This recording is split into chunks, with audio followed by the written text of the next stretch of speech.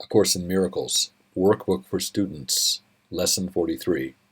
God is my source. I cannot see apart from Him. Perception is not an attribute of God. His is the realm of knowledge. Yet He has created the Holy Spirit as the mediator between perception and knowledge. Without this link with God, perception would have replaced knowledge forever in your minds. With this link with God, perception will become so changed and purified that it will lead to knowledge. That is its function as the Holy Spirit sees it. Therefore, that is its function in truth. In God, you cannot see. Perception has no function in God and does not exist. Yet in salvation, which is the undoing of what never was, perception has a mighty purpose. Made by the Son of God for an unholy purpose, it must become the means for the restoration of His holiness to His awareness. Perception has no meaning. Yet does the Holy Spirit give it a meaning very close to God's. Healed perception becomes the means by which the Son of God forgives his brother and thus forgives himself. You cannot see apart from God because you cannot be apart from God.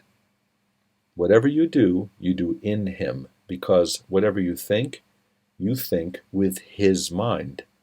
If vision is real, and it is real to the extent to which it shares the Holy Spirit's purpose, then you cannot see apart from God.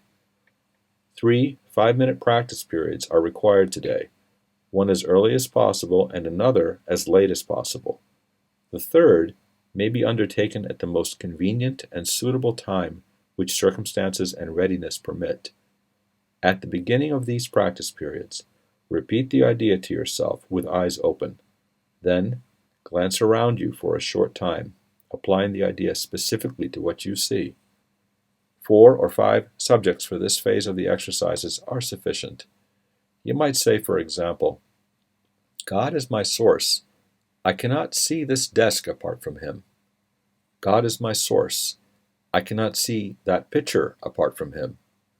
Although this part of the exercise period should be relatively short, be sure that you select the subjects for this phase indiscriminately, without self-directed inclusion or exclusion. For the second and longer phase of the exercise period, close your eyes, repeat today's idea again, and then let whatever relevant thoughts occur to you add to the idea in your own personal way. Thoughts such as, I see through the eyes of forgiveness. I see the world as blessed. The world can show me myself. I see my own thoughts, which are like God's. Or any thought related more or less directly to today's idea is suitable. The thoughts need not bear an obvious relationship to the idea, but they should not be in opposition to it. If you should find your mind wandering, if you begin to be aware of thoughts which are clearly out of accord with today's idea, or if you seem to be unable to think of anything, open your eyes, repeat the first phase, and then try the second phase again. Do not allow any protracted period to occur in which you become preoccupied with irrelevant thoughts. Return to the first phase of the exercises as often as necessary to prevent this. In applying today's idea in the shorter practice periods, the form may vary according to the circumstances and situations in which you find yourself during the day.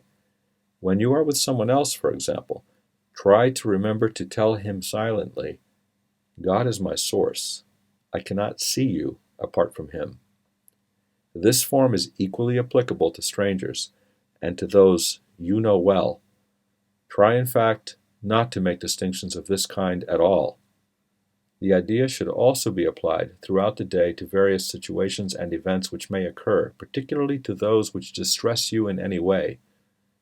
For this kind of application, use this form. God is my source. I cannot see this apart from Him. If no particular subject presents itself to your awareness, merely repeat the idea in its original form.